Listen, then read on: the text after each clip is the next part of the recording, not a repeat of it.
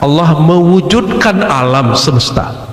Alam semesta itu ada yang zahir dicipta, ada yang batin dihembus. Dalilnya Al-Quran, ya, lebih dari 3 surat. Terus apalagi? Berarti ini disebut alamul khalq. Coba, alam al-khalq. Ini disebut alam al-amr. Ada 2 alam khalq penciptaan, ada alam amr rahasia atau hembusan. Nyambung? Dua-duanya berasal dari wujud yang diwujudkan Allah. Siapa nama wujud yang diwujudkan pertama itu? Namanya Ahmad. Ruh Ahmad. Kalau yang zahir namanya Nur Muhammad, ya. Di sini Ahmad, ya. Di sini Muhammad. Ruh Ahmad, Nurmu, Ruh Ahmad itulah yang jadi ruh kita, ya. Dari Ruh Ahmad, ya, berkembang menjadi ruh kita, bukan berkembang latihan, dihembuskan ruh kita dari sana. Dari Nur Muhammad terpancarlah wujud kita yang dicipta. Ini kaidah penting. Kalau habis ini sebenarnya sudah aman. Jangankan terhadap Allah, hakikatnya Allah, makhluk yang kita belum tahu pun kita nggak bisa bayangin, gitu, ya. Kok Allah semisterius itu? Nah, pertanyaannya gitu. Gimana dong? Gimana cara jawabnya? Susah amat sebut Tuhan? Ya bukan. Justru saking mudahnya bertuhan itu, jangan pikirkan Tuhan.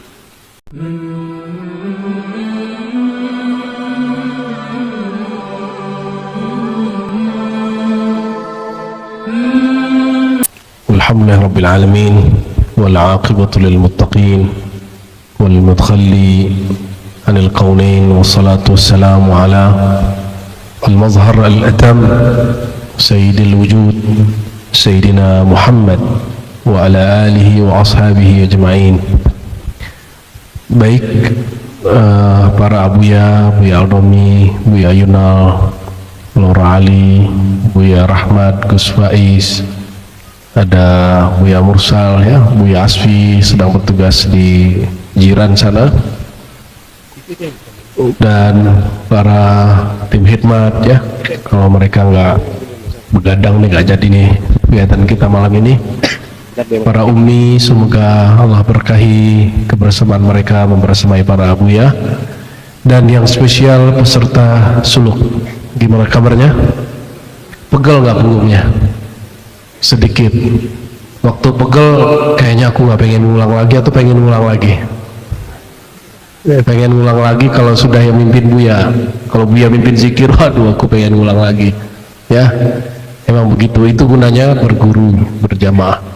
Mari kita syukuri nikmat ini, nikmat menyebut nama Allah, nikmat mengulang-ulang nama Allah di kalbu, nikmat menyebut nama Rasulullah SAW, nikmat beriman, nikmat sholat, nikmat zikir, nikmat syukur. Betapa nikmatnya jadi hamba Allah, ya. Nanti kita ada syair dari kita share, ya, nikmatnya hidup bertuhan.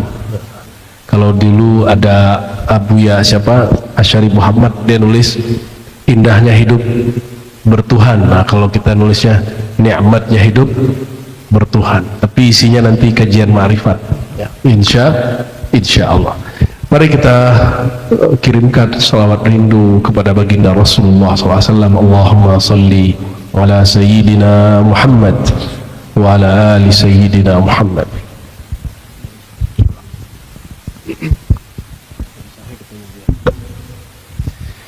Baik, benar, lebih oke, ya? Lebih oke itu yang tadi? Yang tadi kah? Kita request dari kawan-kawan, tadi Buya Dr. Aldomi nge-share, ternyata di grup kajian, grup surau, sudah ramai pembicaraan tentang kitab At-Tufah Al-Mursalah ila Ruhin Nabi sallallahu alaihi wasallam. Itu tahun lalu bagaimana, ya? Kita pernah buka kitab ini baru 2 baris, sudah habis waktu. Ya, baru kita bahas 2 baris, habis itu yang setelahnya hanya tabarukan ya. Mari kita ulang lagi bacaan kitab ini dengan mengirimkan hadiah suratul Fatihah ila ruhil Mustafa Ahmad wa ila jamil anbiya wal mursalin wa sahabati wat tabi'in wa khususan muallif hadzal kitab Sayyidina Syekh wa Maulai Syekh Muhammad bin Fadlullah Al-Bakri As-Siddiqi An-Naqsyabandi Asy-Syattari Al-Khalwati Al-Qadri qaddasallahu sirrahu. Al-Fatihah. A'udzu bismillahirrahmanirrahim. Syaratul ladzina an'amta 'alaihim ghairil maghdubi 'alaihim waladdallin. Amin. Imam ini pengarang kitabnya namanya Muhammad bin Ibn Fadlillah ya. Muhammad ibn Fadlillah.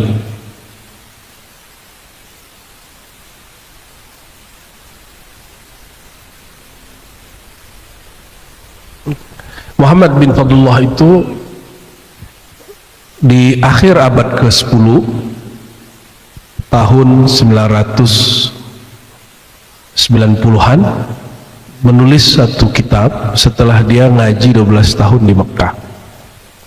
Berapa tahun dia ngaji di Mekah? 12 tahun. Beliau ini bukan orang Arab asli, tapi Arab keturunan. Tinggalnya di Gujarat, India.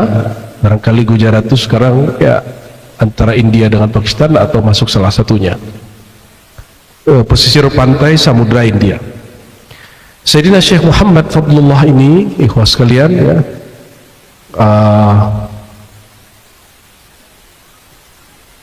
berguru di Mekah kepada ahli hadis Ali bin Hussam Al-Muttaqi Al-Hindi Al-Makki ya, juga kepada Wajihuddin Al-Alawi, ada banyak sekali ya, Muhammad Mah ya, Al-Qadiri Al-Khalwati Asy-Syattari, dan banyak nama masyaikh beliau. Tapi beliau sendiri ngambil dari ayahandanya waktu di kampung, dan dia sebagai seorang muhaddis juga ahlu sunnah, akidahnya ahlu sunnah Asy'ari Maturidi, bermadhab Hanafi, bertasawuf, tariqatnya Qadiriyah, Khalwatiyah, Syattariyah, Naqsyabandiyah. Jadi ramailah di tanah suci Mekah ya orang-orang yang berbicara hakikat, dan pembicaraan di Mekah apa saja pasti ngefek ke seluruh dunia. Ramailah sampai ke kampung beliau juga sampai kepada negeri kita ya. Apa yang ramai? Masalah tentang hubungan Allah dan makhluk. Hubungan apa? Ya. Ada orang bicara begini misalnya,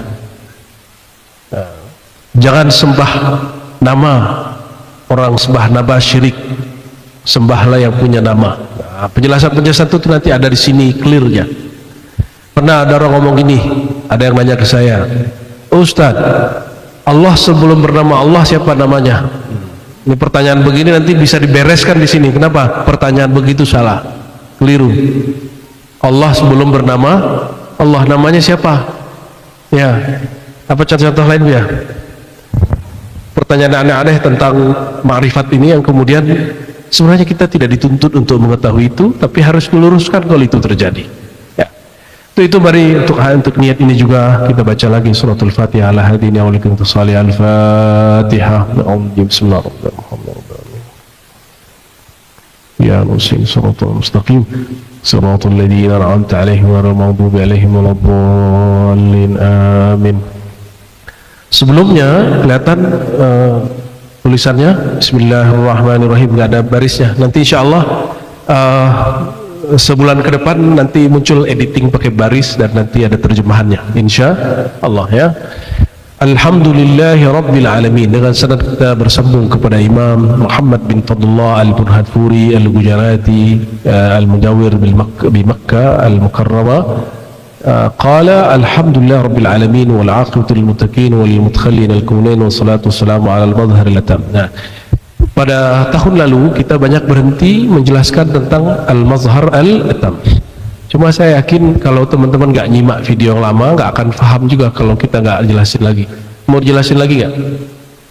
Ini kalau diterjemah, sholawat dan salam setelah pujian kepada Allah, sholawat dan salam alal mazhar al-atam Sayyidina Muhammad, kepada sosok yang disebut al-mazhar al-atam. Apa arti al-mazhar al-atam? Mazhar, apa arti mazhar? Ya, apa arti mazhar? Kalau zahir apa? Zahir, zahara yazharu. Taib. Al-mazhar al-atam. Al-mazhar satu akar kata yang zahir, tapi mazhar itu berarti manifestasi pengejawantahan secara zahirnya Allah. Ya, al-atam, yang sangat sempurna, yang sangat sempurna. Jadi Allah itu ketika ingin mengenalkan dirinya kepada makhluk di dalam kajian tasawuf itu agak sedikit ada perbedaan pendekatan dengan orang akidah. Kalau orang akidah, hubungan makhluk dengan Tuhan lebih kepada hubungan penciptaan. Ya, hubungan hamba dengan Tuhan lebih kepada hukum syariat. Maka yang muncul nanti adalah taklif, beban. Jadi hamba dibebani Tuhan. Itu yang membuat orang kemudian, sebagian orang belajar agama itu kemudian jadi takut karena nanti banyak bebannya. Nah, tapi para sufi, satu kali Imam Najmuddin Kubra diisukan mengatakan bahwa orang kalau dah jadi wali belajar tasawuf tidak ada taklif, tidak ada beban, tidak ada syariat. Lalu beliau tanya, kalian dapat info begitu dari mana? Sejak kapan aku mengatakan orang yang sudah kenal Allah tidak ada taklif, tidak ada lagi syariat? Ternyata orang itu salah faham. Yang dimaksud Imam Najmuddin Kubra apa? Orang kalau kenal Allah rufi'a anhu taklif. Orang kalau sudah kenal Allah, rasa dibebani mengamalkan syariat itu hilang. Wa zahara lahu at-ta'rif, maka nyatalah bahwa rukuk sujudnya bukan lagi beban, tapi rukuk sujudnya karena rasa cinta kepada Allah. Itu bedanya. Ini yang benar tentang tasawuf menurut Imam Najmuddin Kubra. Beliau ini pengikut Thariqah Kubrawiyah juga, Imam Najmuddin Kubra yang kita baca waktu sore, at-turuq ilallah, jalan-jalan kepada Allah. Hubungan Allah, ya, Allahu Ahad, Allah yang Maha Ahad, ya, dengan alam, ya, apa hubungannya? Hubungannya melalui Ahmad kepada Ahmad disebut tajalli. Ya, ini untuk mereview yang sebelumnya. Kepada Ahmad disebut apa? Tajalli. Tajalli itu artinya sama, manifest, mengejawantah, tapi pada ruh atau pada batin. Sedangkan pada Muhammad disebut dengan mazhar. Apa sebutannya? Mazhar. Apa beda tajalli dengan mazhar? Ada yang tahu bedanya? Penjelasannya kayaknya ada dulu. Oh, kebalik.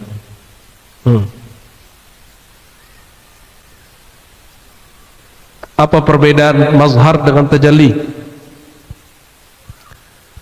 Tajalli itu, perhatikan, dalam bahasa teologi disebut transenden. Coba cari, sekarang kan ada chat GPT. Coba, apa yang maksud transenden? Sedangkan mazhar imanen. Bahasa Arabnya apa? Tajalli itu kaedahnya tanzih, suci dari bayangan, terlepas dari gambaran-gambaran makhluk, itu disebut tajal. Allah menjelaskan dirinya, Allah mengejawantahkan dirinya, mengenalkan dirinya kepada Ruh Ahmad.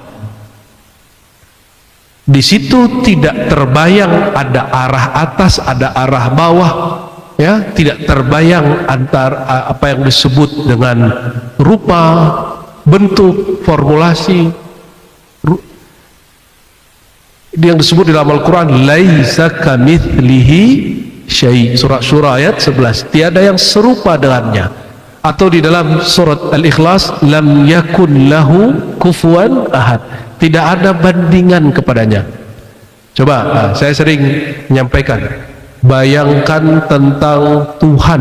Coba bayangkan, bisa nggak? Ini pernah saya sampaikan sebelumnya. Ayo bayangkan, bayangkan aja. Sanggup? Tapi terbayang. Semua yang kita bayangkan itu bukan Tuhan.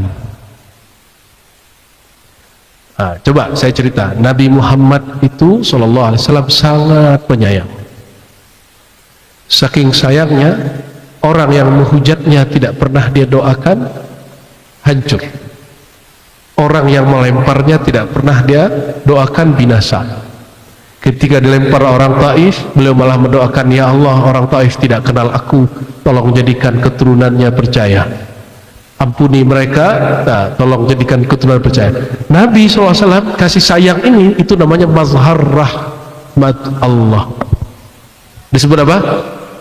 Mazhar rahmat. Apa arti mazhar? Pengejawantahan, penampakan dari kasih sayang Allah. Maka mazhar dia berwujud, bermuka, bergambar, berbentuk. Nyambung? Jadi Allah kalau bermazhar kepada hamba, maka mazhar rupanya hamba itu bukan berarti rupa Allah, tapi mazharnya ada rupanya, ada syakalnya, ada bentuknya, ada tempat tinggalnya.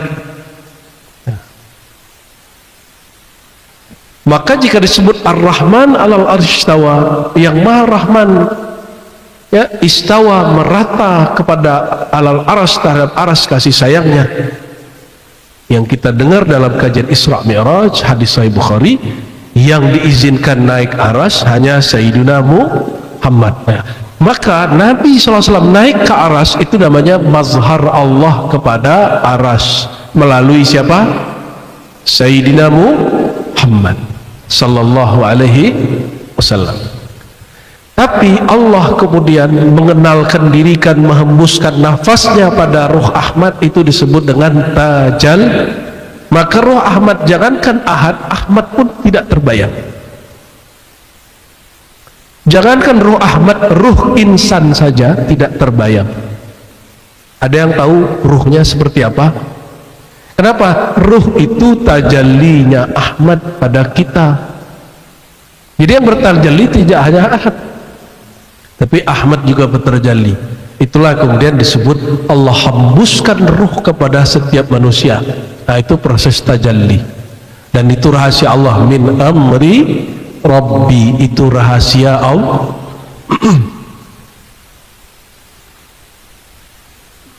Tapi kemudian dari Ahad, ya, kepada Ahmad tadi sebutannya apa? Tajal.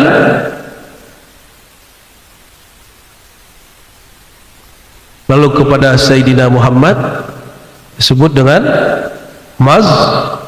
mazhar.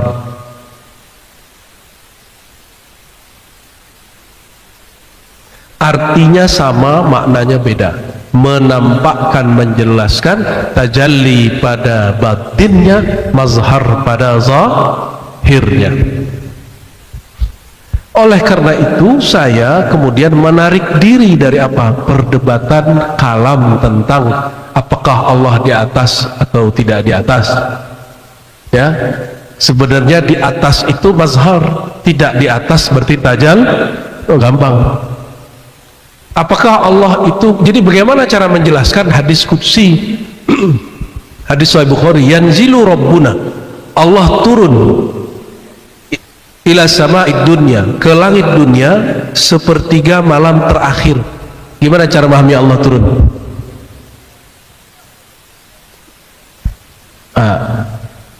Fakhrul Razi bertakwil turun rahmatnya. Ibnu Taimiyah memahami benar-benar turun zatnya, dan dua-duanya kemudian tidak ketemu titik ijtima'nya, titik temunya nggak ada. Ya,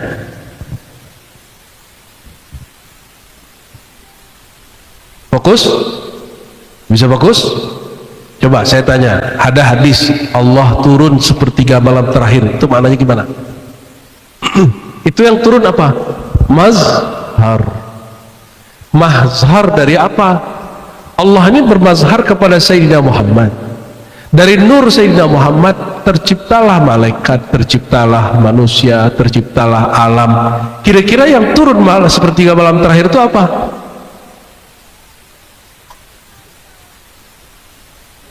Mazharnya Allah, bukan tajallinya Allah. Kenapa? Tajalli tidak bertempat, tidak mengenal tempat. Kalau mazhar membolehkan jadi perlu debat gak sebenarnya Salafi sama Asy'ari? Kalau orang paham ini, Wahabi sama Aswaja perlu berdebat gak? Tinggal kita jelasin. Kalau Allah turun itu mazhar fi'il, perbuatan Allah. Nyambung? Allah istawa, Ar-Rahman alal arsy istawa, Allah bersemayam di atas aras. Oke, kalau kita agak sebut itu Nabi Muhammad yang naik, ya sudah, berarti itu mazhar rahmannya Allah. Nah sudah, Allah bermazhar kepada siapa? Nabi Muhammad sallallahu alaihi. Makanya yang diundang naik ke aras siapa? Nabi Muhammad sallallahu alaihi wasallam. Jadi yang ada di aras itu siapa? Yang duduk di aras siapa? Allah atau Rasulullah SAW? Nah, jadi sebenarnya perdebatannya bisa selesai. Bisa selesai. Kalau tajalli Allah tidak dapat dibayangkan. Maka kalau disebut ya Allah ahad, kul huwallahu ahad, Allah dia ahad, itu nggak dapat dibayangkan, hanya bisa dikonsep. Ya, apa manahu, ada apa mana Allah, apa mana ahad, ya. Oke, masih kuat nyambung? Nah, pada diri kita, tubuh ini mazharnya Allah, tapi nggak langsung. Nah, sekarang kan orang kalau ngaji makrifat langsung aja. Insan, nah, disebut insan langsung ke ahad. Cepet bener ente, ya nggak boleh begitu, itu nggak sopan, ya. Ke Muhammad dulu dong. Insan itu dari Muhammad, Muhammad itu dari Ahmad, Ahmad itu tajallinya ahad gitu. Kalau sekarang kan kajian-kajian ma'rifat kan begitu, insan langsung ke ahad. Bahkan tidak sedikit yang mengatakan Tuhan itu hakikat insan itu sendiri. Na'udzubillah summa na'udzubillah. Belajar hakikat tapi tidak belajar kaidah ahlus sunnahnya para sufi dengan benar. Maka kitab ini muncul. Maka ini risalah ditulis oleh Sayyidina Syekh Muhammad Fadlullah Al-Burhanpuri untuk semua orang yang bicara hakikat tapi tidak pada tempatnya. Orang yang bicara hakikat tapi kebablas, ya, kebablasan. Ini dijelaskan apa hubungan manusia alamnya dengan Allah Rabbul Alamin, ya. Jadi kalau kita sebut Tuhan yang di atas sana secara mazhar boleh, tapi secara tajalli itu masalah. Jadi kalau ada orang atau ustadz mengatakan Tuhan yang di sana, padahal di Aswaja dia bilang nggak boleh Tuhan di atas, nggak boleh mengatakan Tuhan di atas, tapi kau nunjuk kan gitu, itu namanya mazhar. Itu nggak ada masalah sebenarnya. Kenapa orang bertengkar masalah istawa? Karena dia gagal memahami Ar-Rahman. Allah mendahulukan lafaz Ar-Rahman alal arsy istawa, yang maha rahman, merata kasih sayangnya kepada aras. Loh kok ente fokusnya di istawa bukan di rahman? Allah mendahulukan nama rahmannya, kita kok debat di istawanya, padahal istawanya ditaruh di belakang. Kalau orang arif dia tidak akan kemudian sibuk dengan makna istawa. Itu sebabnya Sayyidina Al-Imam Darul Hijrah Imam Malik mengatakan akhrijuhu, keluarkan, usir orang yang nanya-nanya cari tahu hakikat istawa ini, karena dia gagal faham, ya. Jadi kita menghindari sebenarnya. Yang paling bagus kitab tentang itu karya Imam Ibnu Labban, ya, ada tentang cara memahami teks. Bagi dia selesai. Cuma sayang kitab itu kurang populer, ya. Kita lanjut kepada kitab, ya. Fayaqulu amma ba'du, ya. Maka berkatalah hamba yang penuh dosa yang membutuhkan syafaat Rasulullah SAW. Siapa dia pengarang kitab ini? Syekh Muhammad Fadlullah. Ya, hadhihi nubzatun, inilah sekilas kalimat mengenai ilmu hakikat. Jama'atuha, aku kumpulkan dengan kemurnian anugerah Allah dan kemurahan Allah. Aku hadiahkan pahalanya untuk ruh Rasulullah sallallahu alaihi. Wah, dia nggak bilang dia langsung mengatakan liruhi Rasulillah, untuk ruh Rasul. Ini pendanda bahwa kitab ini kajian tentang hakikat. Kalau biasanya salawat Allahumma sholli ala sayyidinamu, ini sekarang dia khususkan liruhi Rasulillah sallallahu alaihi wasallam. Ini sebenarnya makruh nyebut sad mim itu, ya. Itu sama dengan SAW, tapi dalam penulisan ada sebagian ulama membolehkan, ya. Wa sammaituha bituhfatil mursalah, aku namakan dengan tuhfah mursalah, hadiah yang terkirim kepada ruh Nabi sallallahu alaihi wasallam. Wa as'alullah ta'ala, aku berharap kepada Allah ayyuballigha thawabaha, menyampaikan pahalanya kepada Nabi sallallahu alaihi wasallam. Ini kalau orang nggak percaya pahala dapat dikirim kepada orang yang sudah wafat, kitab ini langsung dibuang. Ternyata yang dikirimkan itu tidak hanya bacaan Fatihah, tapi pahala dari nulis karya itu bisa dikirimkan, ya. Nah, ini beliau berharap kitab ini ditulis, semoga pahala menulis kitab ini terkirim kepada ruh Sayyidina Muhammad sallallahu alaihi wasallam. Innahu ala kulli syai'in qadir, Allah maha kuasa dan terhadap jawaban ini semoga mudah, ya. Jadi hampir mudah sekali untuk dijawab.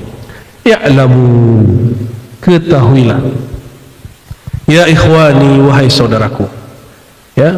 Latar kitab sudah saya jelaskan di kajian yang lama, mungkin di share lagi, Bu, ya.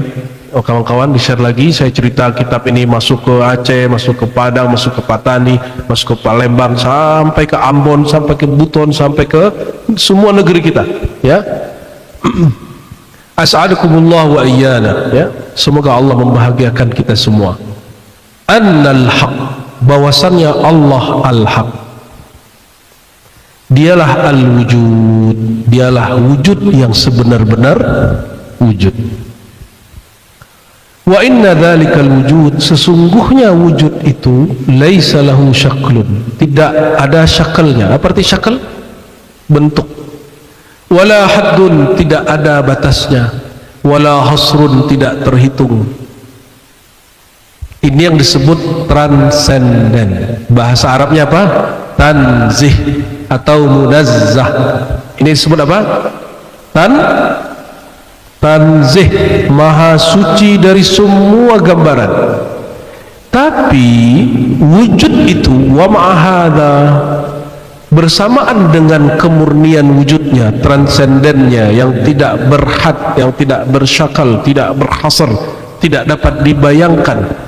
Zahara wa tajalla, dia berzahir, dia bertajalli, ya, berzahir, bertajalli dengan syakal dan had. Walam yataghayyar amma kan, tapi walaupun dia berzahir, bertajalli, zatnya tidak berubah, sifatnya tidak berubah. Amma kana, dari dia sebagaimana adanya, ya. Min adami syakal, dia tetap tidak berupa, ya, berbentuk, tidak berbatas. Balil an kama kana wa an, ya, tapi dia tetap seperti bagaimana dia. Ini contoh, ini ilustrasi, tapi jangan disamakan. Nah, di mana kelirunya? Dulu terjadilah perdebatan ulama di tanah Melayu, perdebatan di tanah Aceh, ya, Darussalam, Sayyidina Syekh Hamzah Fansuri dengan Sayyidina Syekh Nuruddin, ya, Ar-Ranili. Dua-duanya ulama Aceh, ya. Perdebatannya apa? Kata Sayyidina Hamzah Fansuri, hubungan Allah dengan alam, karena dia buat syair. Syair itu kan boleh terjadi mubalaghah di dalamnya, betul nggak? boleh terjadi suatu hal yang berlebih-lebih gitu. Yang berlebihan boleh, itu syair namanya mubalaghah. Apa kata beliau? Perumpamaan Allah dengan alam. Perumpamaan apa? Allah dengan alam, dia datangkan beberapa perumpamaan. Satu, biji dengan pohon. Coba ingat, biji itu perumpamaan Allah, tapi itu bukan Allah. Ini hanya perumpamaan. Sedangkan alam itu adalah pohon. Nyambung? Pohon cabang-cabangnya, batangnya bukanlah biji, tapi tiada lain kecuali bersumber dari biji. Tapi walaupun ini masuk dalam pemikiran murid-murid beliau, secara zauk ini oke, secara rasa masuk ini. Namun Syekh Nuruddin Ar-Raniri punya catatan. Loh, kok Allah disamakan dengan biji? Logikanya beda. Kenapa? Hamzah Fansuri lagi bicara rasa, Nuruddin ini walaupun seorang mursyid tarekat Qadiriyah lagi bicara kaidah akidah. Kok Allah disamakan dengan biji? Gedean biji apa pohon? Berarti alam lebih besar dari Allah. Logikanya beda. Jadi sebenarnya Syekh Nuruddin ini tidak membatalkan Hamzah Fansuri. Yang ada hanya Syekh Nuruddin Ar-Raniri membatalkan persepsi dia tentang Hamzah Fansuri. Paham nggak maksudnya? Betulkah Hamzah Fansuri bermaksud bahwa alam itu lebih besar daripada Tuhan, sebagaimana pohon batangnya lebih besar daripada biji? Enggak. Ini kan cuma untuk menumbuhkan rasa. Bagaimana cara memahami urat nadi Allah lebih dekat dari urat nadi? Apa kata Hamzah Fansuri? Mirip kayak tadi. Coba lihat mana biji mana pohon. Tapi kata Syekh Nuruddin, oh itu ittihad hulul, wahdatul wujud. Nanti kamu meyakini ada kesatuan hamba dengan Tuhan, bahaya. Ini bicara akidah, ini bicara rasa. Jadi sebenarnya dua orang ini tidaklah sedang berkontroversi, Bu ya. Dua orang ini kan lebih dulu Sayyidina Hamzah Fansuri daripada Sayyidina Syekh Nuruddin Ar-Raniri. Ini perhatikan, Nuruddin Ar-Raniri punya murid. Siapa muridnya? Orang Sulawesi, namanya Syekh Yusuf Al-Makassari. Ya, Yusuf Al-Makassari punya murid. Kembali lagi ke Aceh, Syekh Abdul Rauf As-Singkili. Syekh Abdul Rauf As-Singkili ya punya murid, itu guru dari guru-guru kami, Syekhul Masyayikh indana fi Sumatera Gharbiyah Minangkabau ya, Syekh Burhanuddin Ulahkan ya. Jadi tidak benar, Bu ya, saya benci orang Aceh ya. Saya ini cinta sama orang Aceh. Sanad saya nyambung ke Aceh, itu jangan macam-macam ya. Belum lagi sanad fikih, sanad syariat, tarekat, kita nyambung ke Aceh. Kita hanya berbicara oknum yang apa? Yang ingin bugot. Kita pertanyakan akidah Ahlus Sunnahnya, itu aja ya. Kok jadi kemana-mana ya, serius amat ya. Sana ya. Jadi kadang-kadang kita ini menyesatkan orang yang sebenarnya yang sesat itu pikiran kita tentang dia. Nyambung? Nah, tapi emang ada orang yang sesat beneran, ada. Cuma dalam tasawuf kalimat sesat ini dihindari. Cukup kita katakan keliru. Ya, contoh. Ada orang memahami hubungan Tuhan dan alam itu seumpama, bukan benar-benar begitu. Air dengan es. Apakah air itu es? Hah? Halo? Apakah air itu es? Beda wujudnya. Air itu es bukan? Air bukan es bukan, tapi tiadalah es kecuali dari nyambung. Air dan uap. Apakah air itu uap? Tapi tiadalah uap kecuali dari air. Gimana, nyambung? Ini perumpamaan, bukan sebenar-benarnya. Syekh Nuruddin Raniri menganggap bahaya kamu mengumpamakannya, takutnya orang awam nanti meyakini sebenar-benarnya begitu. Dan betul faktanya memang ada sebagian orang, kita dan Allah itu seperti apa? Air dan es. Ada lagi kapas dan baju. Coba kapas jadinya apa? Benang. Benang jadinya baju. Apakah baju itu kapas?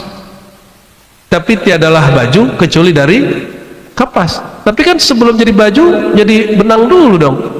Langsung kapas aja. Ya. Tapi ini hanya perumpamaan. Orang yang terjebak dia mengatakan, kalau begitu, kalau aku ini ibarat es dan air, aku ini alam es, Allah itu ibarat air, berarti aku itu hakikatnya Allah, Allah itu hakikat aku. Di situ kenanya dia. Di situ bermasalahnya orang belajar ilmu hakikat. Paham? Itu yang tidak tepat. Jadi hal itu hanya boleh pada tataran zauq rasa, bukan pada bab keyakinan. Hanya pada pengalaman rohani, bukan pada bab i'tiqad. Pada bab i'tiqad itu harus diluruskan kembali. Sesederhana itu ya. Itu sebabnya ya, Syekh ada profesor ya di Istak dulu, siapa namanya?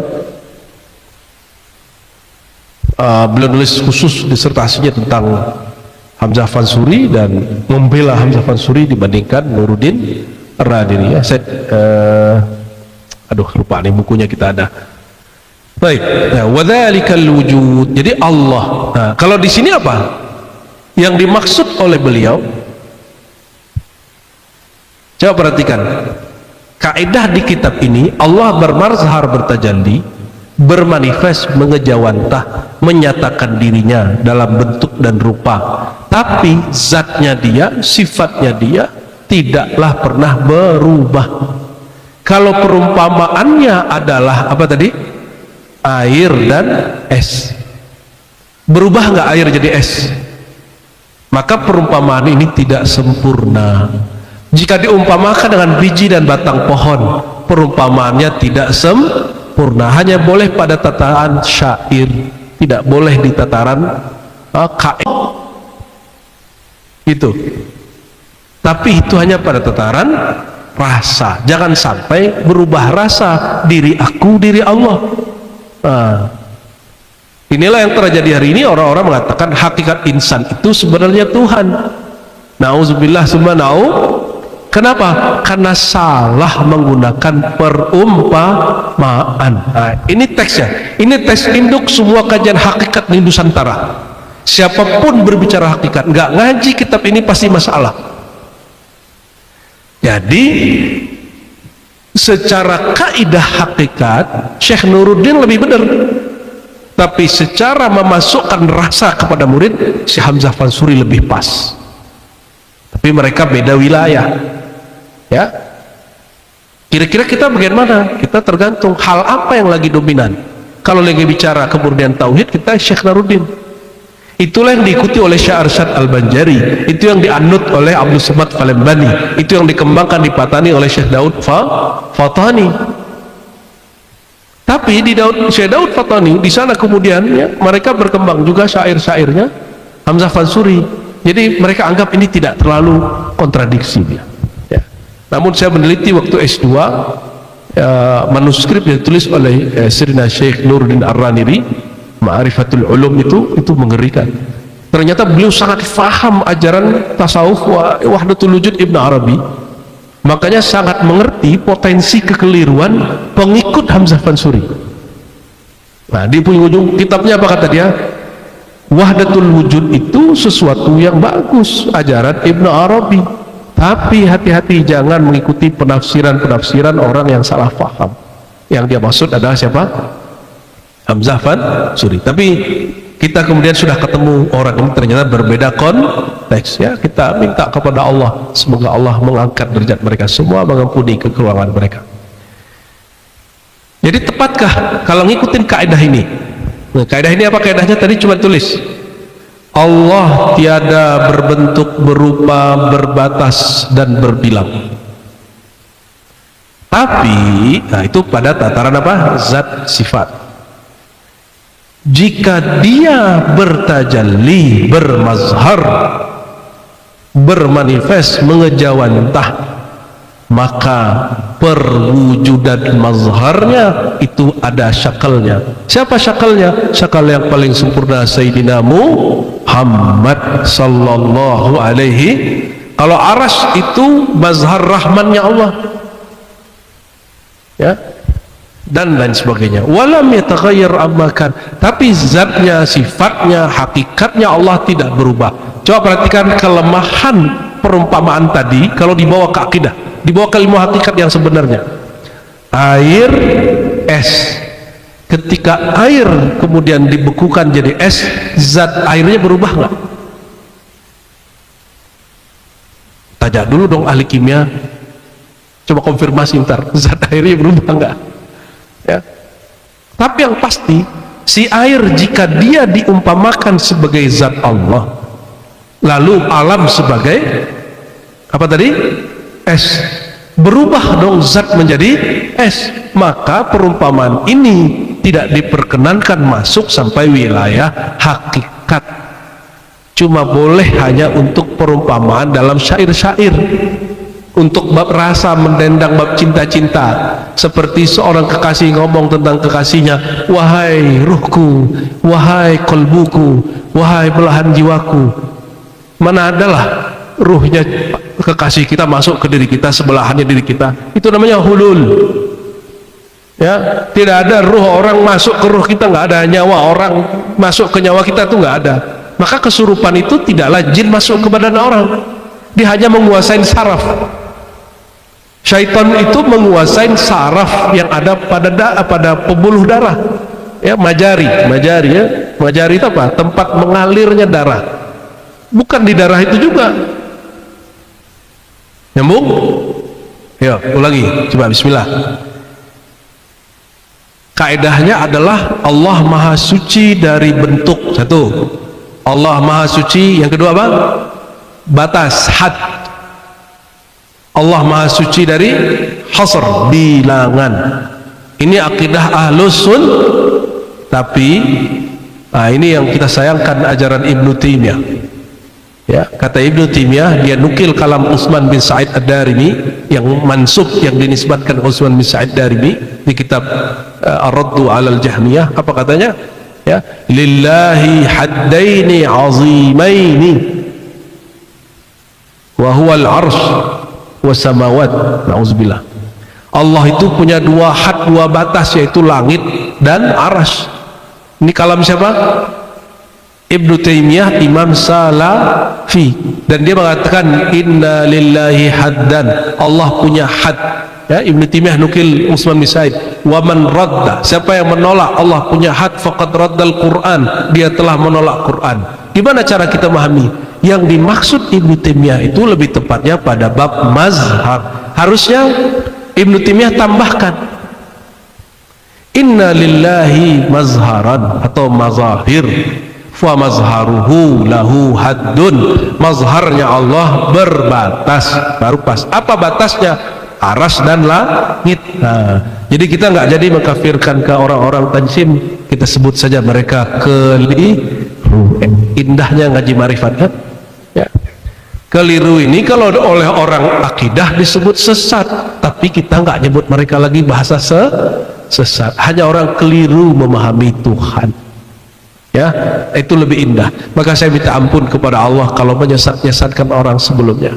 Ya, nauzubillah, summa nauzubillah. Kecuali memang man kafara billah, yang kufur kepada Allah. Saya mau tanya, apakah Ibnu Taimiyah berniat jadi orang sesat? Apakah orang Wahabi berniat menjadi orang yang keras? Enggak. Kebetulan mereka dalam proses ngajinya ketemu guru begitu. Apakah orang belajar hakikat berniat jadi Tuhan? Sesat. Mau jadi orang sesat kan enggak. Mereka kebetulan ketemu guru begitu, punya proses-proses. Saya yakin di antara antum yang hadir ini juga pernah punya proses begitu sebagian. Betul? Ada yang proses meyakini Tuhan bertempat, ada yang meyakini dirinya Tuhan. Ya, kalau dirinya Tuhan masih sholatnya, masa Tuhan ruku dan sujud? Ya, kan begitu jadinya. Ya. Kalau dirinya Tuhan, masa Tuhan puasa? Ya. Kalau dirinya Tuhan, masa Tuhan kawin? Ya, kalau dirinya Tuhan, masa Tuhan mengeres, kan? Itu kayaknya Tuhan-Tuhanan ente itu. Nyambung? Sudah paham? Ya. Jadi zat Allah muqaddasah, munazzahah, maha suci daripada perubahan. Jadi saya ulangi, perumpamaan apa? Allah sebagai biji, Allah sebagai air, alam sebagai batang pohon, alam sebagai es. Itu secara kaidah ilmu hakikat memang kurang tepat. Memang kurang tepat. Ini risalah ya. Jika beliau nulis risalah dihadiahkan untuk Rasulullah, ini kita hadiahkan untuk siapapun yang sedang berkhidmat mengajarkan ilmu hakikat ya. Dzalikal wujud. Jadi maka wujud ini wahid, tetapi mazharnya disebut ilbasnya mukhtalifah mutaaddidah, ya beragam dan berbilang-bilang. Coba kita ini semua mazhar wujudnya Allah. Jumlah kita sekarang misalnya sekian orang, berarti berbilang nggak? 10 orang berarti berbilang, 100 orang berarti berbilang, 200 orang berbilang. Mazhar wujud Allah berbilang, tapi wujud Allahnya tetap satu. Wa inna dzalikal wujud, sesungguhnya wujud itu ya, haqiqatu jami'il mawjudat. Sesungguhnya di sini orang banyak salah paham. Wujudnya Allah itu hakikat ya dari jami'il mawjudat, hakikat daripada seluruh mawjudat. Nah, ini mulai muncul lafaz mawjud. Tadi wujud, sekarang jadi mau. Apa beda wujud dengan mawjud? Wujud dengan mau,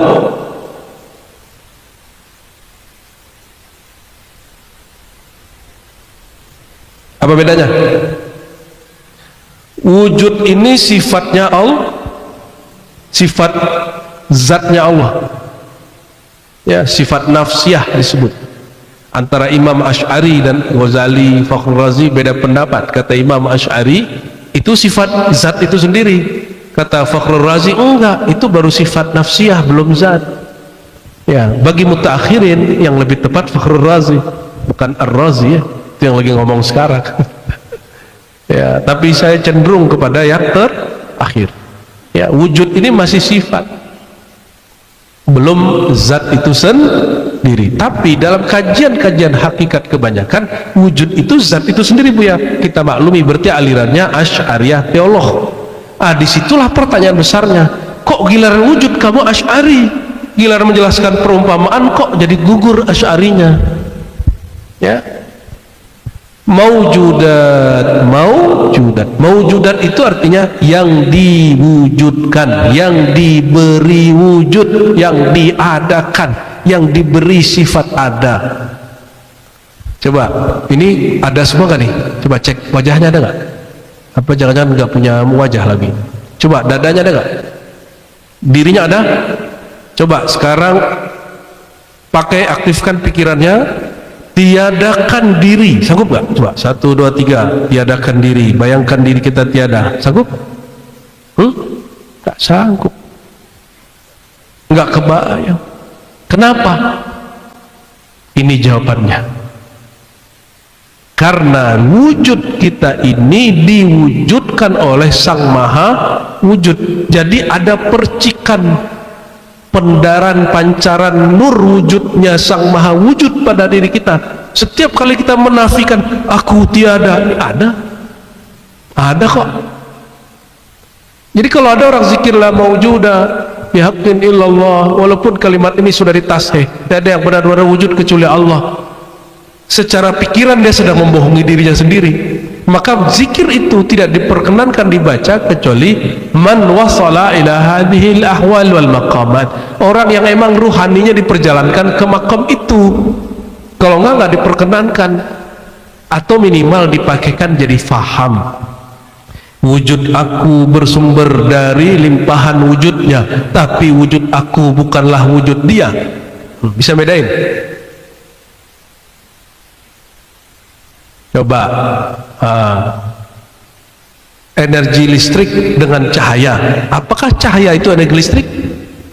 Tapi tiadalah cahaya itu kecuali bersumber dari energi listrik. Tapi kan itu makhluk, nggak elok untuk merumpamakan makhluk ini kepada semakin kita kasih perumpamaan semakin dia rumit. Untung ada kaidah ini. Apa kata beliau? Ini kaidah, coba ditulis. Sesungguhnya wujud sifat Allah adalah hakikat dari wujud semua alam semesta. Jangan salah faham. Wa batinuha, dan batinnya. Kenapa? Wa inna jami'al kainat, karena seluruh yang wujud ini, hatta dzarah, bahkan satu biji atom, satu biji zarah, satu biji kuantum, la takhlu an dalikal wujud, tidaklah kosong dari percikan wujud itu. Wa inna dalikal wujud, sungguhnya wujud itu laisa bimakna tahaqquq wal husul, bukan bermakna tahakkuk wal husul, seperti orang mengatakan air menjadi es, itu namanya tahakkuk dan husul. Air berubah menjadi es, itu namanya tahakkuk wal husul, ya. Biji pohon menjadi pohon, nah itu namanya tahakkuk wal husul. Jangan salah faham. Li'annahuma, karena keduanya, minal ma'ani al masdariyah, makna masdar, laisa bimawjudain. Nah, yang dimaksud adalah makna sumber. Tiadalah wujud alam kecuali masdarnya, sumbernya dari wujud Allah. Laisa bimawjudaini fil kharij wa la yutlaqul wujud bihadzal ma'na 'ala al-haqqil mawjud fil kharij ta'ala. Sampai situ dulu. Masih bisa mengikuti? Coba. Kita ini ada, sudah? Ada itu bawaan kita atau sifat yang menempel pada diri kita? Yang mana? Dua-duanya benar. Susah amat. Bagi yang mengatakan wujud itu adalah zat kita sendiri, Asy'ari. Yang mengatakan bukan wujud itu sifat yang melekat pada kita, bukan kita itu sendiri, itu Fakhrur Razi dan Ar-Razi. Gimana ya? Kayaknya, dan juga Al-Domi, ya. Dan juga Yunal Isra'i, semuanya biar pakai I semua. Dan Lora Ali, dan Rahmati Mursali, kayaknya sama semua mazhab kita, ya. Tapi apakah Imam Asy'ari salah? Tidak. Imam Asy'ari lebih bicara dalam konteks tertentu, ya. Yang disebut laisa bimawjudaini fil kharij, tidak wujud pada kharij, di luar bayangan pikiran atau di luar dirinya. Wala yutlaqul wujud bihadzal ma'na, wujud Allah bukan dengan makna itu, ya. Wala yutlaqul wujud bihadzal ma'na 'alal haqq al mawjud fil kharij ta'ala, ya. Tidaklah disebut wujudnya Allah itu dengan makna, ya, yang bermaksud di atas tadi, alal haq al mawjud, terhadap Allah yang mana hak, yang mawjud fil kharij ta'ala, di luar sifat wujudnya Allah ta'ala, ya. Selamat pusing, selamat pusing. Apa kalimatnya? Ta'ala, ini fil kharij. Nah, ini titik di situ. Fil kharij ta'ala an dzalika, maha suci Allah ta'ala, uluwan kabira, dengan kesucian yang maha tinggi. Ya, nanti dikasih tanda itu biayuna.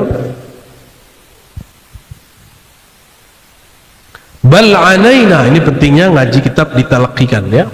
Bal anaina, yang kami maksud, bidzalikal wujud al haqiqah al muttasifah bihadhihi sifat, dengan wujud hakikat yang bersifat dengan sifat-sifat ini adalah wujudaha bidzatiha, wujudnya dengan zatnya sendiri, dan wujudnya segala alam yang mewujud biha, bahwa alam semesta ini tiada wujud kecuali bersumber dari wujud Allah, ya. Wantifa'u ghairiha fil kharij, selain wujudnya Allah sebenarnya tiada. Coba pahami pelan-pelan sekali. Saya mau tanya, adakah selain wujud Allah di alam semesta? Ini jangan salah paham loh, ya. Atau kita turunin pakai bahasa akidah, ini bahasa hakikat. Dalam bahasa akidah, adakah selain Allah yang memberi wujud, sumber wujud di alam semesta? Nah, kayaknya pakai bahasa akidah lebih nyambung ya. Kita ulangi lebih pelan. Allah maha wujud, dari wujudnya Allah cipta alam semesta. Oke? Allah hembuskan ruh alam semesta. Nyambung? Maka alam semesta ini berasal dari hembusan dan ciptaan Sang Maha Wujud. Pertanyaannya, adakah di alam ini yang mewujud bukan dari wujudnya? Halo, ada? Yang kenceng dong. Yang mengatakan ada musyrik. Inilah diskusi kita dini hari tadi dengan Buya Yuna. Gelap itu, zulumat itu ada atau tiada? Ayo, ada atau tiada? Coba, cahaya kelihatan? Cahaya di belakang tangan saya ada bayang-bayang? Ada, beneran ada. Yang ada tangan saya apa bayang-bayang? Kenapa kelihatan bayang-bayang di belakang? Kalau ada tangan nggak ada cahaya, kelihatan nggak? Berarti bayang-bayang di belakang itu bukanlah tangan, tapi wilayah yang cahaya tidak mengenainya. Nyambung? Atau yang kedua, yang bayang-bayang di belakang ini kajian orang di pesantren Mahat Ali sama di filsafat ini, di akidah, cuma diajarkan ke sebagian yang masih belum bisa baca kitab. Gak apa-apa, yang penting dihantarkan dengan bahasa yang mudah. Dari tadi nyambung? Oke, ulangi. Kapan bayang kegelapan ada? Kalau tiada cahaya. Jadi sebenarnya kegelapan itu ada nggak? Tuh, ada apa tiada? Hah? Ketiadaan itu ada nggak? Tuh, pertanyaan bodoh katanya. Jadi Imam Asy'ari mendebat ayah sambungnya namanya Abu Ali Al-Jubai. Kata Abu Ali Al-Jubai, sesuatu yang tiada itu kata Asy'ari, kalimatnya salah. Masa tiada itu sesuatu? Terus yang benar gimana kalimatnya? Ketiadaan itu bukanlah sesuatu. Dibalik lagi oleh Abu Ali. Terus kenapa kamu bilang itu? Ketiadaan itu, coba bayangkan gelap, bisa? Kenapa bisa dibayangkan? Berarti tidak ada dong. Ada di konsep. Sebenarnya dia tiada. Gelap itu pada hakikatnya ketiadaan cahaya. Tapi dari situlah Allah mencipta was-was syaitan. Berarti ada dong? Nah, ada lah. Yukhriju minaz zulumat ilan nur. Ya, ada. Maka kita ini kadang-kadang ini nggak tahu ini. Semoga ini bukan mempersulit mengenal Allah. Ini kan ada yang putus asa ngaji begini, belajar kamu susah amat. Ya udah, berarti IQ ente rendah ya. Kalau yang IQ rendah nggak usah ngaji begini. Ya, ini warisan ulama-ulama yang IQ-nya di atas rata-rata. Kita ini IQ kita kan standar-standar semua. Cuma untungnya kita bersanad. Karena bersanad, IQ kita ke-upgrade. Alhamdulillah. IQ saya juga nggak tinggi-tinggi amat kok. Mungkin lebih tinggi Buya Aldo, Buya Ayuna. Cuma kita ngaji gitu aja bedanya. Mungkin lebih tinggi Einstein mungkin ya daripada kita. Mungkin. Tapi untuk apa orang begitu kalau nggak kenal Allah kan? Kalau ada orang IQ tinggi, terus agamanya tidak sama dengan kita, apakah itu bukti agama dia benar? Sejak kapan IQ menjadi hujah kebenaran agama seseorang? BEGO jangan dibaca. Ya, kita gergetan juga sama orang begitu. Wa inna dzalika. Jadi kita simpulkan, tiada satu wujud di alam semesta kecuali berasal dari wujud jasad, wujud ruh, dua-duanya bersumber dari Allah. Si jasad dicipta, si ruh dihembus. Sudah sederhana, itu kalam Quran. Ini yang kita sedang concern sampaikan kepada orang ngaji kalam, mengajarkan kalam. Kenapa kalian nggak pakai mustalah Quran, teks Quran, kok menggunakan teks kalam falsafi? Itu aja concern kita. Allah menyebut ruh nafaktu, kok diganti khalaqtu? Oh, ini kalam ulama fulan fulan. Hadza kalamullah wa laysa kalamul ulama. Ini kalam Allah, bukan kalam ulama lagi. Kan khaliqun sudah ada pada bashar.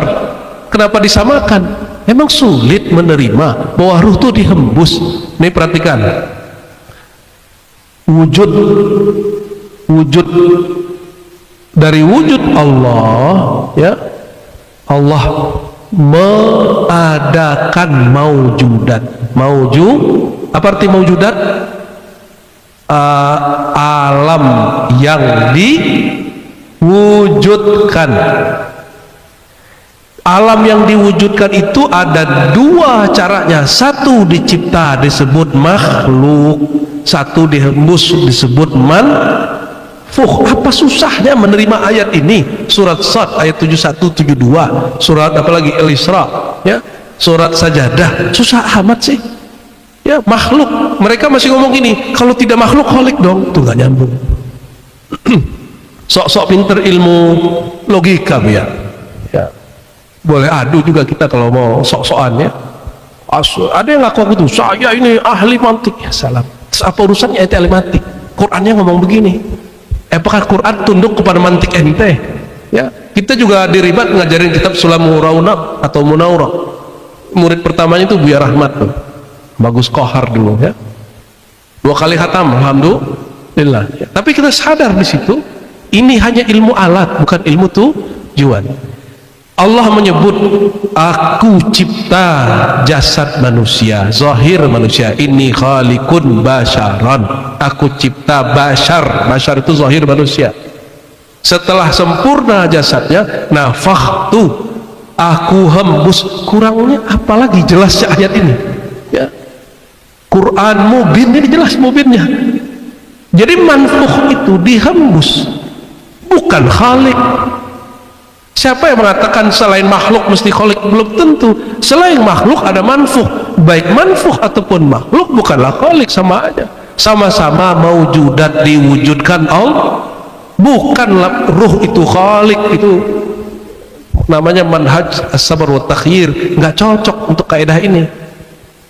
Ya, jadi pembagian haddun shaghir habun kabir apa itu kadang-kadang harus direvisi dulu. Kadang isinya kurang pas, ya. Coba ulangi, wujud Allah. Sudah? Allah mewujudkan alam semesta. Alam semesta itu ada yang zahir dicipta, ada yang batin dihembus. Dalilnya Al-Quran, ya, lebih dari 3 surat. Terus apalagi? Berarti ini disebut alamul khalq. Coba, alam al-khalq. Ini disebut alam al-amr. Ada 2 alam khalq penciptaan, ada alam amr rahasia atau hembusan. Nyambung? Dua-duanya berasal dari wujud yang diwujudkan Allah. Siapa nama wujud yang diwujudkan pertama itu? Namanya Ahmad. Ruh Ahmad. Kalau yang zahir namanya Nur Muhammad, ya. Di sini Ahmad, ya, di sini Muhammad. Ruh Ahmad, Ruh Ahmad itulah yang jadi ruh kita, ya. Dari ruh Ahmad, ya, berkembang menjadi ruh kita, bukan berkembang latihan, dihembuskan ruh kita dari sana. Dari Nur Muhammad terpancarlah wujud kita yang dicipta. Ini kaidah penting. Kalau habis ini sebenarnya sudah aman, tinggal nanti pendalamannya pada daurah-daurah berikut insya Allah, ya. Apa kata beliau? Inna dzalikal wujud, sesungguhnya wujud Allah itu min haitsul kunhi atau kunhu, dari sisi kunhu, ya, atau atau lah yudrikuhu, oleh al-aqlu, oleh akal, baik akal manusia, akal malaikat sama. walal wahmu, tidak dapat diterka-terka oleh angan-angan, walal hawasu, apalagi dicapai, ditangkap oleh panca indera, wala ya'ti, tidaklah sampai kepadanya kias perumpamaan. Nah, itu yang tadi, perumpamaan apapun tentang wujud Allah yang hakikat tidak ada yang sempurna, ya. Maka ketika Sayyidina Syekh Hamzah Al-Fansuri menyebutkan itu, ketemu kelemahannya oleh Syekh Nuruddin, Allah dengan perumpamaan kapas air, apalagi tadi biji, apalagi air, es, air kan sudah, air, kapas, biji, apalagi apa, uap, nah kan masih air juga, apalagi semua itu. Inilah PR, wahai para pengkaji hakikat, wahai para mursyid wakil talqin yang buka kajian hakikat, ayo buka lagi kitabnya. Perumpamaan kita bahwa Allah itu kapas, ya, baju ini kita manusia itu tidak diperkenankan, ya. Kenapa? Wala ya'ti fil qiyas, tidak ada kias yang dapat untuk mengurainya satupun, tidak ada perumpamaan yang dapat untuk memisalkannya. Itu yang disebut dalam bahasa teologi transenden, dalam bahasa akidah apa? Tanzih atau takdis. Imam Fakhrul Razi punya kitab yang bagus, judulnya Asasut Takdis, cuma di situ terlalu banyak takwil, ya. Lianna kullahunna, karena semua itu, apa semua itu? Ahad manusia, akal manusia, atau apa, akalnya malaikat, waham, angan manusia, panca indera, baik manusia atau selain manusia, qiyas, pekerjaannya akal manusia, kullahunna, semua tadi, 1, 2, 3, 4, 5, termasuk zauq rasa. Kita tambahin, ya, tambahkan di dalam catatan, termasuk adzauqu, rasa. Berarti berapa? 6. Tambah apa di sini? Az-zauq, rasa. Kullahunna muhdatsat, semua itu adalah ciptaan yang baru.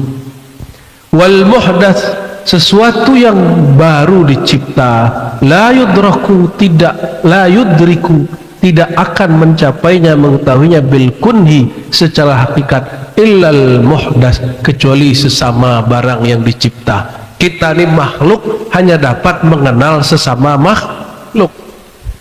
Kalau nggak sesama makhluk kita nggak bisa. Contoh, nah ini kaidah yang sekarang dipakai oleh orang neurologi, bahwa akal ini, otak kita ini tidak mampu membayangkan sesuatu yang belum pernah dia tahu. Nyambung? Tidak pernah bisa membayangkan sesuatu yang dia tidak tahu. Jangankan Allah, makhluk yang dia tidak tahu pun dia nggak bisa bayangkan. Coba, adakah buah yang ada di Indonesia nggak ada di Arab, dijual di Arab? Kira-kira apa? Hah? Buah-buah durian udah dijual di Mekah. Kita kemarin beli durian, dikasih durian. Ini bukan nyuruh ente beli durian. Kalau ada, alhamdulillah. Apalagi apa kira-kira? Hah? Apaan? Rambutan ada, masuk lulu kemarin ada, ya, bigola tertentu ada.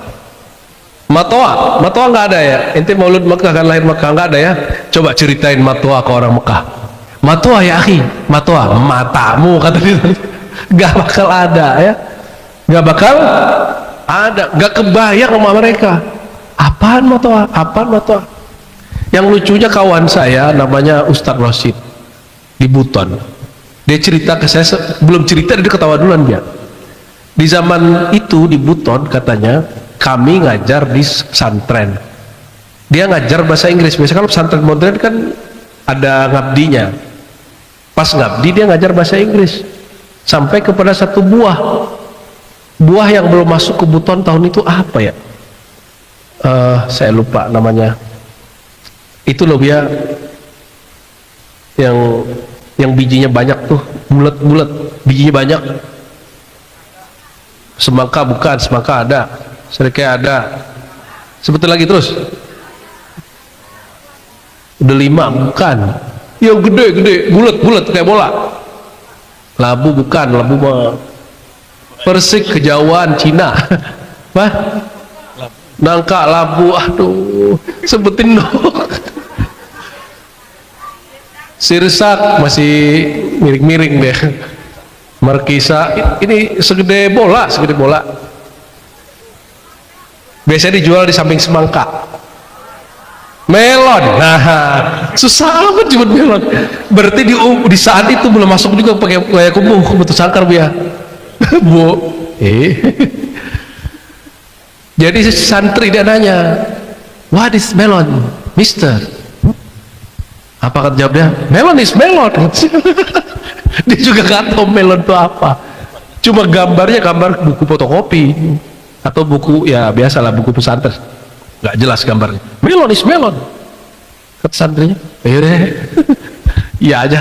Jadi gak kebayang sama santri saat itu di Buton, termasuk di kampung saya juga berarti gak ada dulu tuh. Ada buah namanya melon. Jadi kayaknya buku bahasa Inggrisnya masalah dulu itu.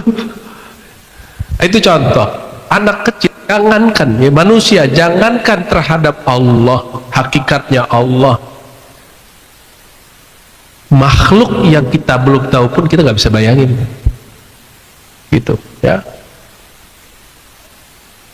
Kok Allah semisterius itu? Nah pertanyaannya gitu, gimana dong, gimana cara jawabnya? Susah amat sebetulnya, bukan. Justru saking mudahnya bertuhan itu, jangan pikirkan Tuhan. Terus apa? Dipercaya aja sama dirasa.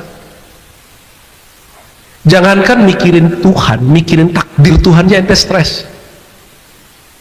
Ente lahir di Mekah, terdampar di Jakarta, sekarang di Buaran Serpong, stres gitu itu.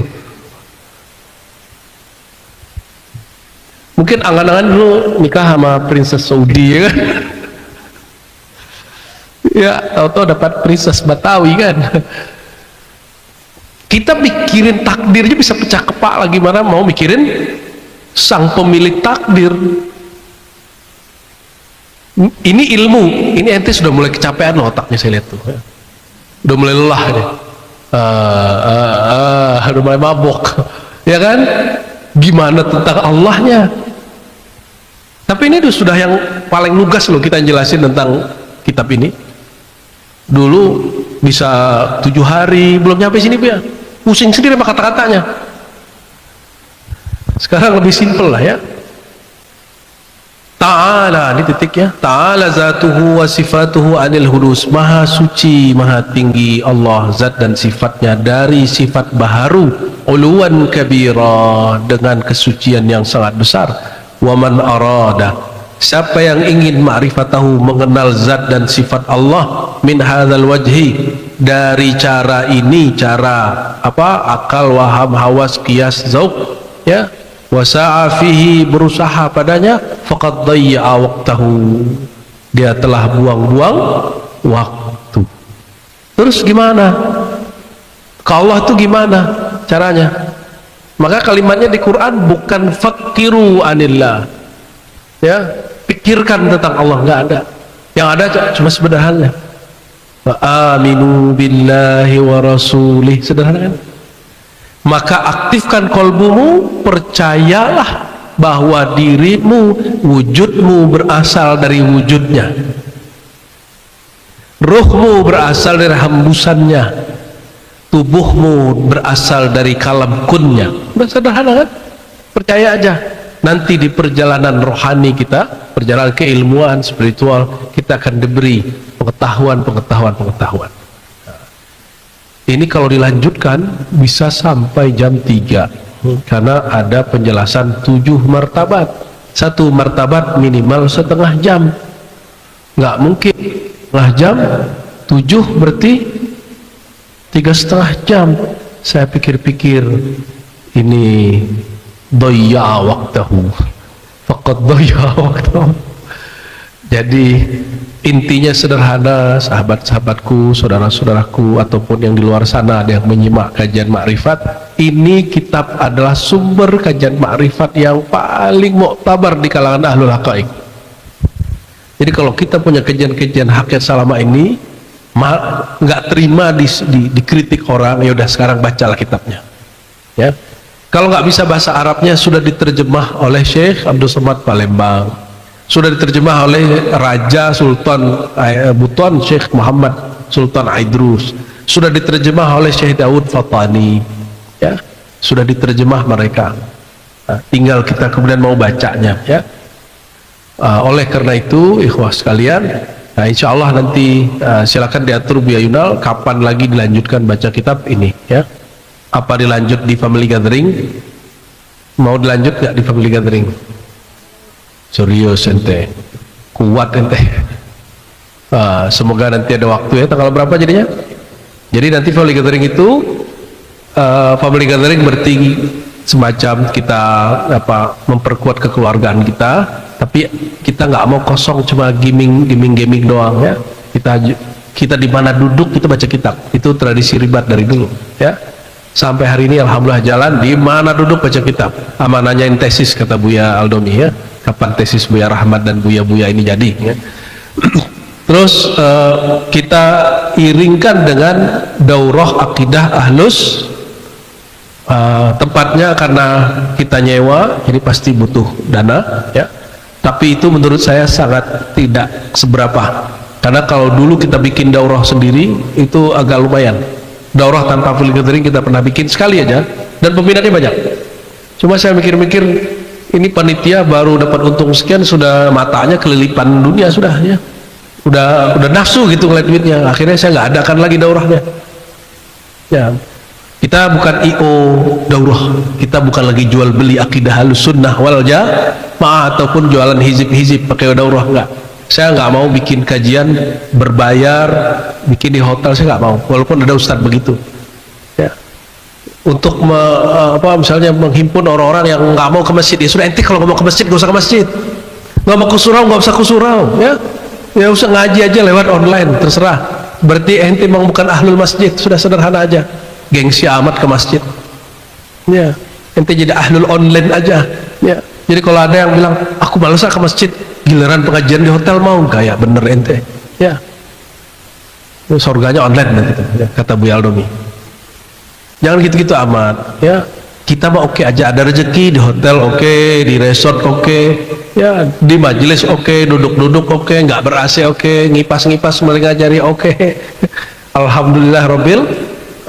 Insya Allah next, ya, kita bikin daurahnya agak lengkap, fikihnya fikih Syafi'i matan takrib, khusus fikih ibadat, nanti kita coba kejar berapa sanggupnya.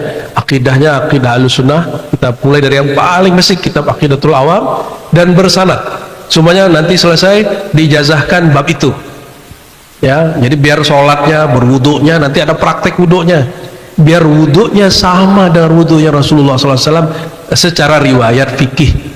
Kalau sama secara hakikat nggak mungkin, ya.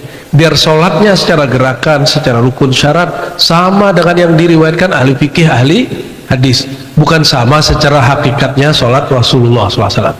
Begitu juga nanti dilengkapi malamnya, nanti di malam terakhir mungkin nanti kajian kitab ini dilanjut, bisa jadi, kan nggak jadi hikam toh. Nah, nanti kitab ini kita lanjut, nanti akan masuk ke inti kitab, itu martabat 7. Kita akan baca detail insya Allah seterang benderang mungkin semampu kita, kan. Kalau saya nggak sanggup nanti lanjutin, Buya bisa standby, ya. Selama kita masih sanggup kita hajar terus, insya Allah, ya. Nanti setelah kita jelaskan apa segala macam, nanti kita akan coba tanya jawab lebih panjang. Kalau malam ini mau tanya jawab nggak, Buya Mursal? Nggak usah, ya, udah capek suluk udah berapa hari, ya, udah pengen pulang kan itu. Apa, Bi? Halas cukup, ya. Nanya pada dada. Apaan? Pertanyaannya apa?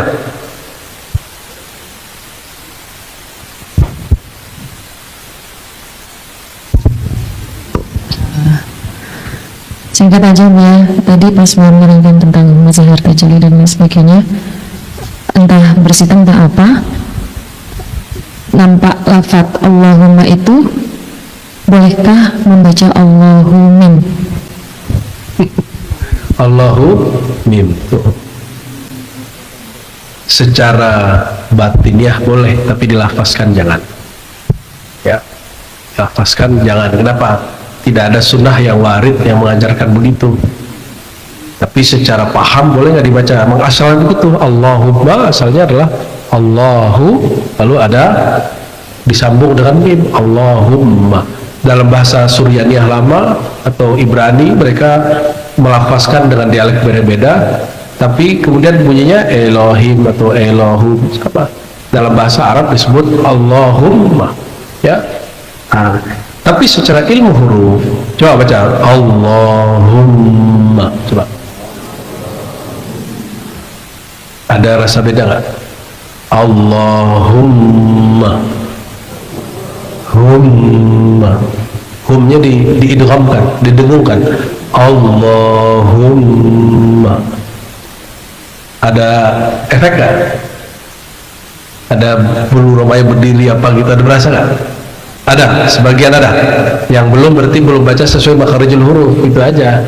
Jadi makharijul huruf itu suaranya lidah kena ke titik makhraj yang mana, itu akan bikin getar di tubuh dan tembus ke dalam kalbu. Dan Allahumma salah satu nama rahasia Allah yang dizahirkan, ya, yang jika orang berdoa dengan nama itu, maka dia sedang berdoa dengan al-ismul a'zam yang berasal dari Allahu mim, ya, asalnya begitu. Nah, namun itu kalau mau dibaca secara hakikat diri batin aja, secara faham, tidak usah dilafazkan. Kalau dilafazkan nanti berselisih dengan pemahaman fuqaha, ya, ahli fikih, ahli hadis, ahli akidah. Itu juga yang membuat kita, nah ini hati-hati teman-teman, kitab Syamsul Ma'arif Kubra karya Al-Albuni, kenapa disangsikan ulama? Karena dia menyertakan nama-nama Allah dalam bahasa Suryani, Ibrani. Itu aja masalah dia. Seandainya tidak menyertakan nama-nama yang di luar bahasa Arab, kan tidak jadi masalah sebenarnya. Ya. Oh ya, ada satu yang saya lupa tadi sebutkan. Definisi tajalli Muhammad Fadlullah Burhapuri dengan Al-Jili sedikit berbeda, ya. Bagi Al-Jili, tajalli itu murni pada kekudusan zat Allah, sedangkan mazhar pada ruang dan bentuk, ya. Kalau di kajian Muhammad Fadlullah dia menyebutkan ada mazhar, ada tajalli, dan dua-duanya sangat mungkin ada wilayah ruang, ya. Penjelasannya insya Allah tolong ingatkan saya, ada penjelasan detailnya, tajalli yang mana yang mesti ruang dan tajalli mana yang tidak ada ruang dan waktu, tidak ada rupa. Nanti di daurah yang kita iringkan dengan family gathering, ya. Insya Allah, semoga Allah mudahkan semua yang kita lakukan, amin. Semoga Allah berkahi para mu'alim, para abuya. Insya Allah bulan depan para abuya sudah tinggal sini, insya Allah, ya. Berarti ngajinya mungkin hampir tiap malam ada pengajian di sini, di tempat antum duduk sekarang, ya. Oh, Agustus, ya, Agustus, insya Allah Agustus sudah ada nanti tiap hari, tiap malam ada buya yang ngajar di sini, insya Allah, ya. Kenapa saya dahulukan tempat abuya muallim? Karena guru itu ruh ma'had, ruh zawiyah, ruh pesantren, ruhnya surau, ruh tempatnya orang belajar ilmu agama. Kalau ruhnya sudah ada, badannya ikut nggak? Jangan, saya nggak mau seperti beberapa sahabat-sahabat yang sudah kebablas, bangunan fisik dibuat, ustadznya nggak ada, kerepotan cari ustadz. Pesantren bukan bangunan berkubah, pesantren surau adalah syekh, mursyid, guru ngaji yang mengajar huruf per huruf, kata per kata, makna per makna. Saya berharap semoga Allah ridha dengan yang kita buat, dan tempat ini dimakmurkan oleh Allah untuk menyebut namanya, sifatnya, afalnya, dan mengenal nur zatnya, amin ya rabbal alamin. Ada tambahan, Bu, ya? Mafi? Kayaknya harus ada sedikit, ya. Betul, ya? Buya kan habis ngajar juga, mimpin juga, beliau baca teks juga. Kita dengarlah 10 menit dari Buya, 10 menit dari Buya nih. Betul ya?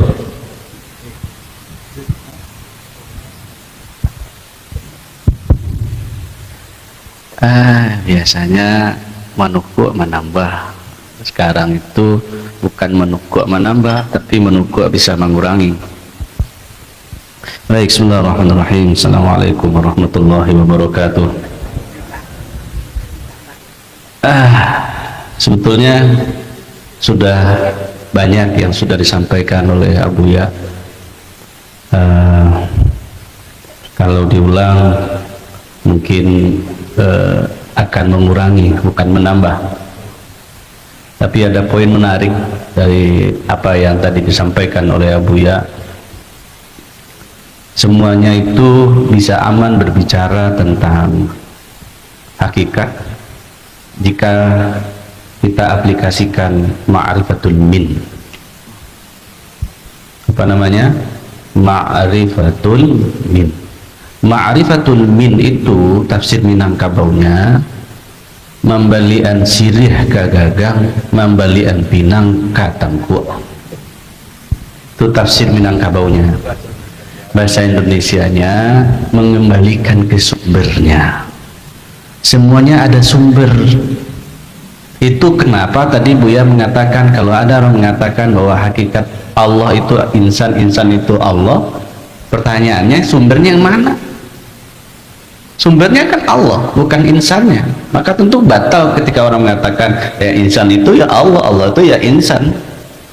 Nah, itu dia yang kata Buya itu kalau bahasa halusnya kesleo sedikit dalam penjelasan. Supaya tidak kesleo, maka inilah ma'rifatul min. Ma'rifatul min ini sudah sering dibahas oleh Abuya, kita juga sudah sering diskusikan dengan teman-teman. Bagaimana ma'rifatul min? Misalnya Allah pinjamkan kudratnya kepada kita dan kita mesti saksikan. Aku bersaksi bahwa tiadalah kudratku melainkan dari kudratnya Allah. Aku bersaksi tiadalah iradahku melainkan dari iradahnya Allah. Begitu juga sampai ke wujud, tiadalah wujudku melainkan dari wujud Allah. Selesai urusannya. Artinya tidak begitu ribet-ribet amat ketika kita mencoba mengaplikasikan ini. Silahkan siapapun nikmati berselancar dengan ma'rifatul min. Wassallallahu ala sayyidina Muhammad. Sebagaimana Buya Aldomi meng-highlight apa yang disampaikan guru kita tadi, kami juga tidak akan mungkin menambahi. Kami hanya tertarik juga dengan apa yang beliau sampaikan tadi. Perlunya kita mengotak-ngotakkan pengetahuan, mengklasifikasikan pengetahuan. Karena hari ini kita melihat banyak orang yang melakukan, kalau bahasanya Buya Aldo itu bahasa kampus ya, itu pemerkosaan metodologi dalam berpikir. Apa maksudnya? Ada sebagian oknum di negeri kita ini yang ketika ada orang berbicara tentang ilmu khusus seperti ini, dia tidak dia langsung menilai ilmu itu dengan tidak sesuai dengan jenis ilmunya. Ya, maksudnya apa? Ilmu akidah itu berbeda dengan ilmu hakikat ataupun ilmu dzauq, ya. Nah, ini kan sebenarnya adalah masuk dalam cakupan ilmu dzauq, ya. Sekalipun beberapa istilahnya mirip dengan ilmu akidah, ya. Nah, kenapa kita harus jeli dalam membedakan ini, supaya kita tidak melakukan hal yang sama nantinya terhadap keterangan-keterangan yang muncul dalam rangka menjelaskan pengetahuan tentang Allah dan Rasulnya, tapi dengan dengan pendekatan adzauq ataupun isyarah atau isyari. Nah, jangan mengklaim atau jangan menilai satu cabang keilmuan dengan sudut pandang ilmu yang berbeda dengan itu, karena tidak akan ketemu ininya, tidak akan ketemu titik persamaannya. Jadi ilmu zauq jangan dinilai dengan ilmu akidah atau ilmu kalam. Nah, itu intinya, ya. Jadi kenapa Abuya sangat mengadakan daurah itu ya, daurah aswaja, daurah akidah, daurah fikih gitu ya. Kemudian nanti dilengkapi juga dengan kelanjutan kitab ini supaya kita bisa mengotak-ngotakkan pengetahuan, mengklasifikasikan itu. Sehingga tidak mudah kita itu menilai sebuah penjelasan, menyesatkan sebuah penjelasan dengan ilmu kalam padahal dia bukan lahannya ilmu kalam. Nah, untuk memperdalam itu, nah itulah pentingnya nanti insya Allah daurah itu kita ikuti. Ya, mudah-mudahan apa yang direncanakan oleh Abuya, oleh guru kita semua diridhoi Allah Subhanahu wa taala, dan betul-betul jalan ini adalah jalan untuk mendekatkan kita kepada Allah dan Rasulnya hendaknya. Amin ya rabbal alamin. Mungkin ini saja Bu ya. Mohon izin, terima kasih. Assalamualaikum warahmatullahi wabarakatuh. Mari kita salawat Jibril ya. Inna Allaha malaikatahu yusalluna 'alan nabi. يا أيها الذين آمنوا صلوا عليه وسلموا تسليما اللهم صل وسلم وبارك عليه لبيك اللهم صل وسلم وبارك عليه صلى الله على محمد صلى الله عليه وسلم صلى الله على محمد صلى الله عليه وسلم صلى الله على محمد صلى الله عليه وسلم صلى الله على محمد صلى الله عليه وسلم يا نبي سلام عليك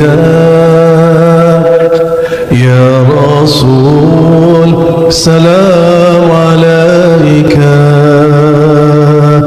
يا حبيب سلام عليك صلوات الله عليك صلى الله محمد صلى الله عليه وسلم صلى الله على محمد صلى الله عليه وسلم أنت شمس أنت بدر أنت نور فوق نوري أنت إيسر وغالي أنت مصباح الصدور lebih kuat صلى الله على محمد صلى الله عليه وسلم صلى الله على محمد صلى الله عليه وسلم الفاتحة يا رب يا رب يا رب الذين أنعمت عليهم غير المغضوب عليهم ولا الضالين آمين ربنا آتنا في الدنيا حسنة وفي الآخرة حسنة وقنا عذاب النار ya Allah berikan kami kebaikan keberkahan di dunia dengan mengenal Engkau, dengan mengikuti sunnah kekasih Engkau Rasulullah, dan berikan kami kebaikan di akhirat ya Allah, masuk surga Engkau, dapat ridha Engkau, berjumpa kekasih Engkau, dan izinkan memandang wajah Engkau. Rabbana inna nas'aluka syauqa ila liqa'ik wa liqa'i habibikal Mustafa Muhammad sallallahu alaihi wasallam. Rabbana hab lana min azwajina wa dhurriyyatina qurrata a'yun waj'alna lil muttaqina imama. Rabbana innaka jami'un nas li yawmin la rayba fihi. Rabbana innaka la tukhliful mi'ad. Wa sallallahu ala sayyidina wa maulana Muhammad al-mazhar al-atam wa ala alihi wa sahbihi wa baraka wa sallam walhamdulillahi rabbil alamin. Subhanakallahumma wa asyhadu an la ilaha illa anta astaghfiruka wa atubu ilaik. Mohon maaf salah kurangnya. Selamat berbahagia kembali ke keluarga masing-masing. Bagi peserta suluk, salam kepada keluarga, salam kepada kawan semua.